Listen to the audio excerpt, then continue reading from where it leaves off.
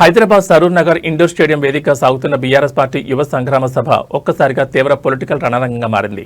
నిరుద్యోగ సమస్యలు, ఉద్యోగ నోటిఫికేషన్ల ఆలస్యంపై అటు అసెంబ్లీలోనూ ఇటు వీధుల్లోనూ పోరాడుతున్న బీఆర్ఎస్ ఇవాళ నిర్వహించిన యువ సదస్సు తీవ్ర ఉద్రిక్తతకు దారితీసింది.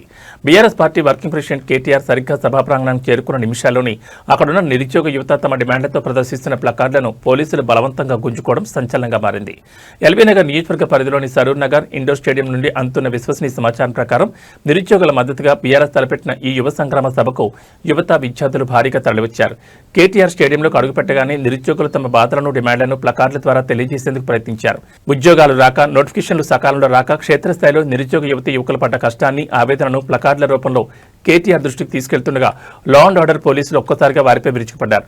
సభలో ఎలాంటి అవాంఛనీయ ఘటనలు జరగకుండా ముందస్తు చర్యల పేరుతో పోలీసులు ఆ ప్లకార్డులను బలవంతంగా లాక్కోవడంతో సభలో తీవ్ర తోపులాట చోటు చేసుకుంది.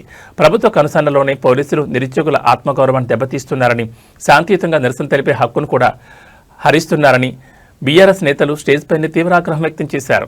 ఏ బాబు పోలీసులు మీకేం పని అయినా? ఏ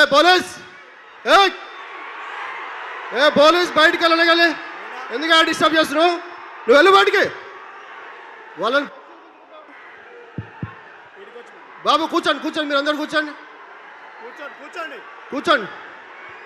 పోలీసు వాళ్ళు దయచేసి బయటికి వెళ్ళండి అందులో నుంచి.